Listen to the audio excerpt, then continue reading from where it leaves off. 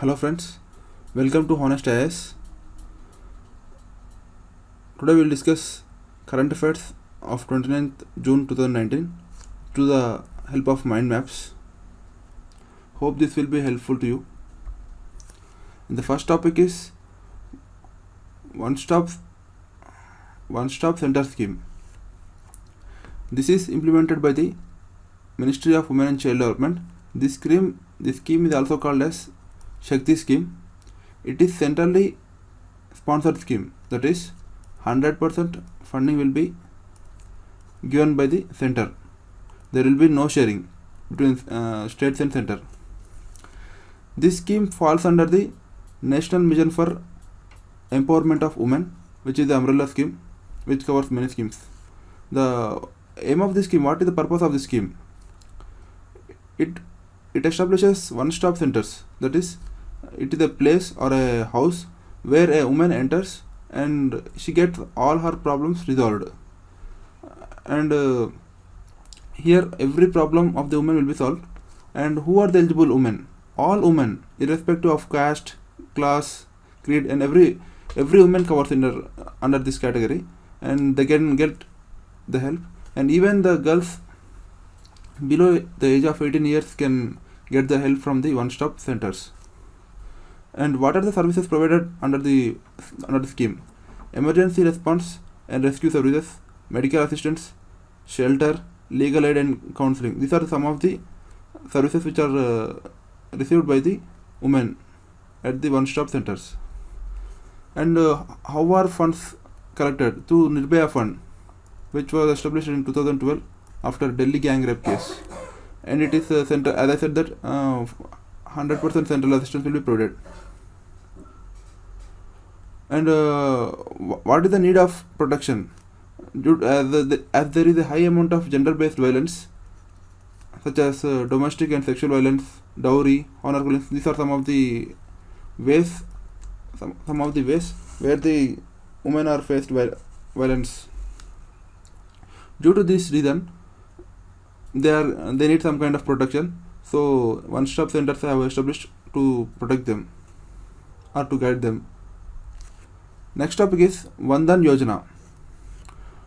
Vandan Vikas Kendras were established under the Vandan Yojana. It promotes the minor forest produce, which provides the livelihood to the tribals and artisans of the tribal areas. And it adds value to the minor forest produce. Suppose a tribal person bring a minor forest produce such as gum or some other forest produce. This can be added value so that it increases the price and it increases the cost, so that the tribals will be benefited. Who will be implemented? At the state level, Ministry of Tribal Affairs and TriFed will be implemented this scheme. And at the state level, previous one is national level.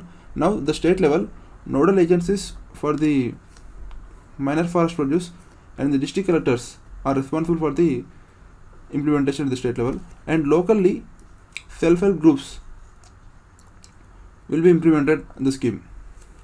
What is the significance of minor forest produce? It is a major source of livelihood. As we know that tribals totally depend on forest. They get everything from the forest. They get the livelihood, they get the food, everything from the forest. So it is a major source of livelihood. For example, 100 million forest dwellers depend on the minor forest produce for the food, shelter, and also medicines, etc. And it also provides critical subsistence income during the lean seasons. Suppose the season is not good, and if there is no income from the agriculture, then this minor forest produce can give some kind of income to the tribals. And particularly some primitive tribal groups such as hunter gatherers and landless people, they get 100% income through the minor forest produce. 20 to 40% of their annual income will be get by the minor forest produce. There is a strong linkage between the women's financial empowerment and as the most of the minor forest produce are collected and used by the women. As we know that women participated in the collection of food or collection of wood from the forest. So this provides them a livelihood, and this acts as an empowerment to them in the tribal areas, and it has a potential to create 10 million workdays jobs annually. And next topic is Pradhan Mantri Awas Yojana Urban. What is the context of this scheme? Uttar Pradesh has topped the list for having sanctioned houses under the Awas Yojana Urban. It is implemented by the Ministry of Housing and Urban Poverty Alleviation, and the aim is to create housing for all by 2022, which marks the 75th year of independence for India. And what are the basic facts on this? Beneficiaries are poor, and it provides the interest subsidy of 6.5% for housing for at least for maximum of 15 years. If a loan is sanctioned today at the rate of 6.5% interest rate for the house loan, then it will carry for 15 years only, maximum period, and 1 lakh rupees is provided for the beneficiaries, for all the beneficiaries, and rupees 1.5 lakh will be given to the eligible urban poor only who want to construct houses in urban areas, and also the people who want to renovate their houses, if there are some repairs in the houses, they can also avail the benefit of 1.5 lakh as a loan, and loans can also be availed for construction of toilets in the existing houses. Next is, what are the challenges of this Awas Yojana? According to the target, we need to build 1 lakh. According to fulfill the target, we need 1 lakh crore rupees in 3 years. This is very challenging task. Our financial system doesn't support it, so this need to be checked. And the land available in the cities is very low, especially in the prime areas. So this is also one of the hurdle. And private participation is very low in the program, as they are thinking that they are not getting any returns from the investment, so they are not participating in the project. So government should take some steps to involve private sector in this scheme, because private investment plays an important role in implementing the scheme. There is due to the stringent cost and time schedule, which result in the low yields, and increasing the construction cost due to the absence of bulk sourcing of materials. Like if we source a bulk amount of cement or bulk amount of raw materials which are used in construction, then the cost of the materials will be reduced. This will help the scheme to implement, but we are not doing that, so that the cost of the products will be increased. The global best technologies and global best practices are not followed in this scheme, so that the quality and cost efficiency is not high. And what is the significance of this scheme? We are building 1 crore houses. That means we are producing 2 lakh crores of loans to the people, and this leads to the incremental consumption of cement and steel. This will translate into the jobs of 8 to 10 crore people. Next topic is First Resilient Kerala Program. Government of India, Government of Kerala and West Bengal has assigned a loan of 250 million dollars to enhance the state resilience against the impact of disasters. As we know that Kerala has faced disaster on December 2018 due to the floods. So to solve this problem, World Bank has given a loan to it to improve its capacity to face the disaster. What are the features of this program? Strengthening the state's capacity to protect the assets and the livelihood of poor through the inclusive approach. This is one of the aim, and it is the first of its kind where the state has partnership with the World Bank in India, which is aimed about the disaster and climate resilience. Next topic is EQUIP project.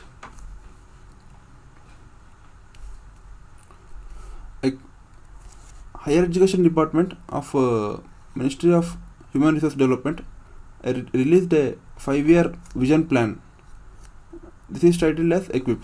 EQUIP means Education, Quality, Upgradation and Inclusive Program. Education, Quality, Upgradation and Inclusive Program. This is the full form of the EQUIP. What is the aim of this program? It aims to bridge the gap between the policy and implementation and need to bring the transformation in the higher education within 5 years. And what are the goals in higher education? Doubling the global enrollment ratio, promoting India as the global study destination, and the quality of the education to the global standards. Quality of the education in India should be improved according to the global standards. Minimum 50 Indian institutes at the top 1000 global universities, and promote research and development so that India will be in the top 3 countries in the knowledge creation. And these are some of the key goals, and these are not very important from the exam point of view. And next topic is Article 370. Article 370 states that there is a temporary provision which grants a special status to the Jammu and Kashmir. The temporary provision is in Article 370 is a temporary, not a permanent one, and Parliament can amend it. And Part 21 of the Constitution states that it is a temporary and transition and special which provides the special status to the Jammu and Kashmir. And this topic will be dealt after the next topic. And what are the important provisions of Article 370?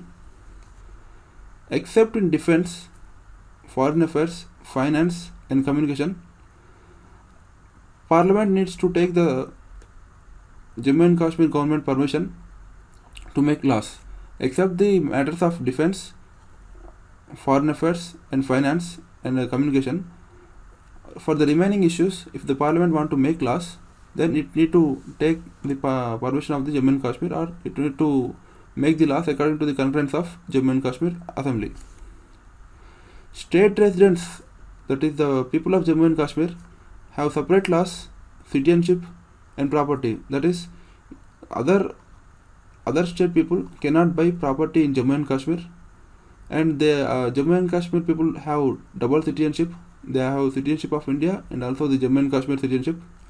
And the fundamental rights of Jammu and Kashmir are different from the other the Indian constitutional fundamental rights, and these are some of the differences. And the center cannot declare financial emergency in Jammu and Kashmir, and it cannot also declare the emergency on the grounds of internal disturbance. Parliament cannot declare emergency on the grounds of internal emergency in Jammu and Kashmir, but it can declare emergency only in case of war or external aggression. Part 4 and 4A, that is DPSP and fundamental duties, are not applicable to the Jammu and Kashmir, and the law-making power of preventive detention is not applicable to Jammu and Kashmir, and residuary powers are with the Jammu and Kashmir, not with the Parliament. In case of other states, residuary powers, what are residuary powers actually? The lists are divided into the subjects are divided into 3 lists, that is state list, union list and concurrent list. But if there is any other matter, then this matter will be included in the residuary list, which is not covered in the 3 lists. This is called as a residuary list. And for other states, this residuary list will be at the hands of the center, but in the case of Jammu and Kashmir, it will be with the state legislature. But there are some exceptions to the residuary powers, such as preventing the activities related to secession and disrupting the sovereignty or the integrity of India will be dealt by these activities are dealt by the Parliament, but not the Jammu and Kashmir government. And Parliament cannot redefine the borders that is Jammu and Kashmir borders cannot be redefined by the Parliament. The other states' borders can be changed by the central government under the Article 3, but not in case of Jammu and Kashmir. And Parliament jurisdiction to Jammu and Kashmir is confined to Union and concurrent list. There is no state list for the Jammu and Kashmir. This is important from the principal perspective. The topic is National Mission on Natural Language Translation. It is not implemented, but it wanted to be implemented by the Ministry of Electronics and Information Technology. And what are the features of it? Make the science and technology accessible to all. That is, everyone need to get the knowledge of science and technology. And it is done by facilitating access to teaching and researching material bilingually. That is, the material which is available, material of the science and technology should be available in two languages. One is English. Second is the native Indian language, that is local language. What is the significance of translation? Generates employment for the educated unemployed people. The next topic is Gamma portal. What is Gamma? Gamma is grievance against the misleading advertisement, and the complaints for the misleading complaints will be taken. This is called as Gamma portal. And second is Go Tribal campaign. It is the event carried out by the tribal. What is the purpose of this event? To institutionalize collaborations and partnerships with the different organizations to promote tribal products. This is the main of this campaign. To promote the tribal products, this campaign is held by the tribal, and it is an innovative program to promote the tribal handicrafts and also the natural products. The next topic is NCPCR, that is National Commission for the Protection of Child Rights.